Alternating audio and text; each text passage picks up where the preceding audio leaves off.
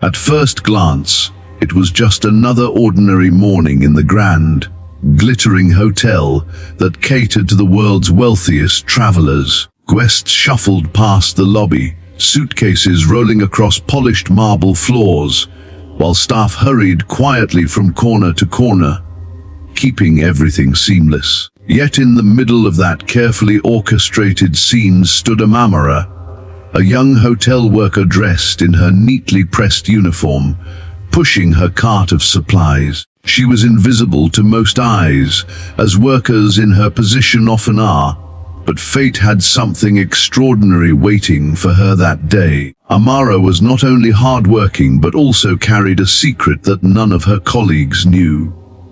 Behind her quiet smile and polite greetings was a brilliant mind, fluent in several languages, a gift inherited from her father, who had once been a professor before life's tragedies forced her family into hardship. She never showed off her talents, choosing instead to keep her head down, pay her bills, and support her younger siblings back home. But sometimes, destiny doesn't wait for permission. It began with a phone ringing in the service corridor. A colleague had left it unattended, and Amara, always quick to help, picked it up. On the other end, a guest spoke hurriedly in Dutch, his voice rushed and slightly desperate. Without hesitation, Amara answered in fluent Dutch, her tone calm and professional. She gave directions, reassured the guest, and even cracked a small, polite joke in his language. To her, it was nothing unusual. Just another moment where her hidden skills quietly shone. What she didn't realize was that her voice had carried across the hall, reaching the ears of a man who was not supposed to notice her at all. That man was Victor Lemaire, a self-made millionaire from Europe, known in the business world for his sharp instincts and no-nonsense demeanor. He was staying at the hotel for a week, mostly seen walking briskly with assistants, always on calls and surrounded by an aura of importance. For someone like him to stop and pay attention to a hotel maid seemed unthinkable. Yet, when he heard Amara's perfect Dutch, something inside him made him pause. He watched her for a moment longer than he normally would anyone. Curiosity tugged at him. Who was this woman who spoke so effortlessly, with an accent only a native or a scholar could carry? Later that afternoon, Victor approached the manager discreetly and asked, "Who is the young woman I heard speaking Dutch earlier in the staff corridor?" The manager hesitated, puzzled at such an unusual question, but eventually revealed her name. Within hours, Amara was politely called into the manager's office. She was nervous, wondering if she had done something wrong. When she entered, there he was, Victor, seated comfortably, studying her with sharp eyes that seemed to read past her uniform. She stood awkwardly, hands folded, unsure whether to bow her head or meet his gaze. "I heard you earlier," Victor said. "Dutch is not a common language here. Where did you learn it?" Amara swallowed, her voice calm though her heart raced. "My father taught me. He believed languages open doors that nothing else can." That single sentence shifted the energy in the room. Victor leaned forward, intrigued. He asked her more questions, not just about Dutch, but also about her life, her struggles and her dreams. Amara answered honestly, speaking of her family, her longing to continue her studies, and the sacrifices she had made to support her younger siblings after her father's passing. Her words were not polished like a practiced story, but raw and sincere. Victor was struck. He had met countless people in boardrooms, on stages, in elite circles, yet rarely had he encountered someone who carried both humility and quiet brilliance so naturally. He realized that beneath the uniform was a woman who could stand in any room, with any crowd, and hold her ground with grace. Over the next few days, he sought her out again, not out of pity, but out of genuine respect and curiosity. They spoke in English, sometimes in Dutch, and even in French when Amara shyly revealed she knew it too. Each conversation revealed more layers: her love of literature, her fear of being overlooked forever, and her fierce loyalty to her family. But not everyone viewed their connection kindly.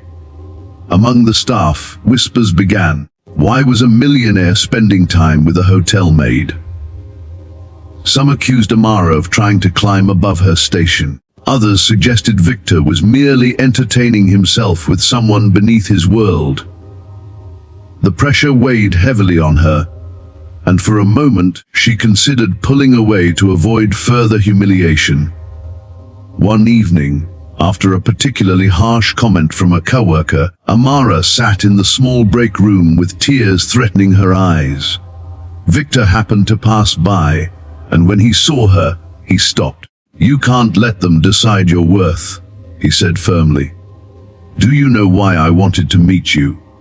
Because you reminded me of myself. People doubted me once too. They thought I didn't belong. But I refused to listen." His words struck deep. For the first time, Amara saw him not just as a wealthy man, but as someone who had fought his own battles against invisibility and judgment. Their bond grew stronger, not in the sense of romance just yet, but in shared respect and recognition of each other's humanity. The turning point came when Victor invited her to a small dinner he was hosting for international partners. At first, Amara resisted. "I'm just a worker here," she whispered. But Victor looked her in the eyes and said, "No.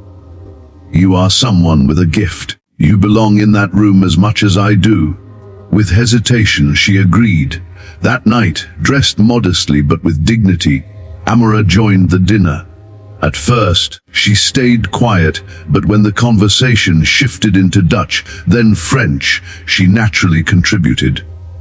Guests were stunned by her eloquence. No one could believe she was a hotel maid. For the first time, Amara felt truly seen. By the end of the evening, Victor made something clear: not to flatter her, but to affirm her place in the world. "The world is full of hidden treasures," he said to the table, gesturing toward Amara. "But most go unnoticed because no one looks closely enough. I was lucky enough to notice today." Her story didn't end with a fairy tale romance or a miraculous transformation overnight, but what changed was Amara's own belief in herself. With Victor's encouragement and later his sponsorship, she applied for language studies and began building a future that aligned with her true potential.